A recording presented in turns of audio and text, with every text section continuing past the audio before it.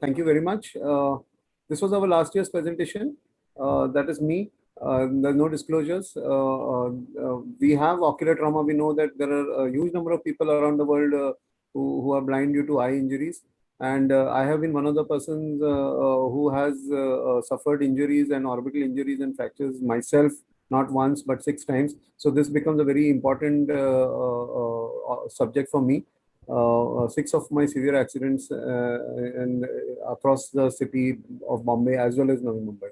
So the Lacunine literature is comparing ocular trauma. The rest of the world and the rest of India seems to have conducted a lot of studies with looking at epidemiology of ocular trauma.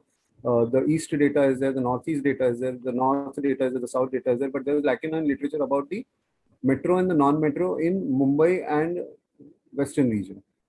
So this is where I started from way back in 1994 about orbital mensuration. And we know that there are issues of trauma which we are not aware of, and so studies are required.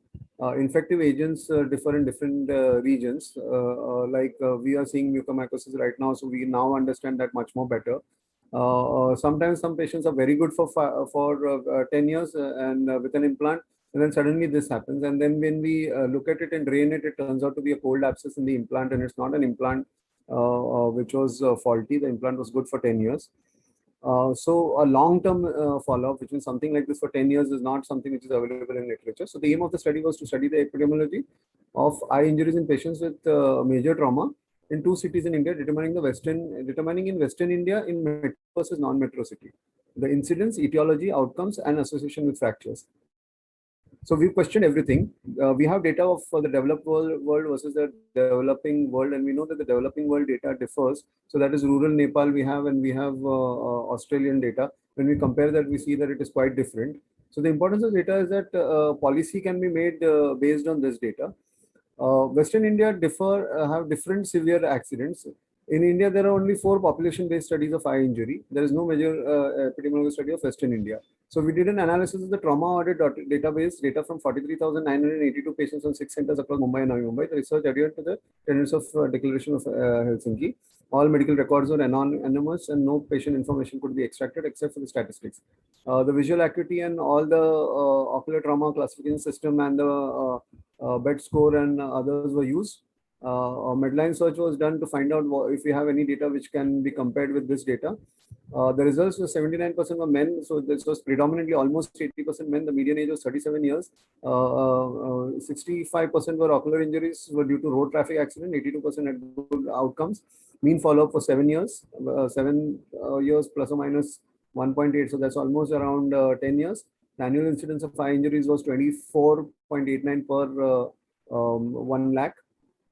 The overall age and adjusted prevalence was 17.5 with a 95% confidence level of 17 to 18. The most common injury were men associated with outdoor activity. Closed glove injuries were less severe as expected. The accident severities, which is something which we looked at, and we realized that the accident severity, the number of people killed and the accident severity index, when you look at Mumbai, it is much lesser because it is crowded and the speed of the vehicles are lesser. But when you see other cities where the vehicles are moving at a high speed, it is higher. The preoperative, so the univariate analysis of the preoperative variables, which are there, these are obvious that there is a presence of RAPD, traumatic cataract, hyphema, vitreous loss. The results are going to be bad. So there was nothing different that we found here. Multiple regression analysis of the orbital injury was something that we realized that if there is orbital injury, the visual outcome is going to be bad. That is something that we can keep in mind. 8% had associated ocular injuries when there was orbital fracture, and the risk of eye injury with a facial fracture is 8.2 times more. So odds of poor prognosis with complex fractures, that is expected, and initial visual acuity very strongly correlated. So your initial visual acuity is PL or no PL, something like that. That is correlating. The imaging is what we use for various imaging like color-coded maps and prognostic image of VP. We did our modeling on basis of the 3D CT scans and MRIs. And sometimes we use titanium meshes. Sometimes we used these meshes and left them in for more than 5 years. Screws based on volumetric, this thing, customized implants. This is our worst case. We need a customized implant all over the skull, and the defect covered, and the vision is 100%. Electric saw injury, these are some examples. Degloving injury of the face, where half of the face has come out and this patient is doing good over the last 10 years.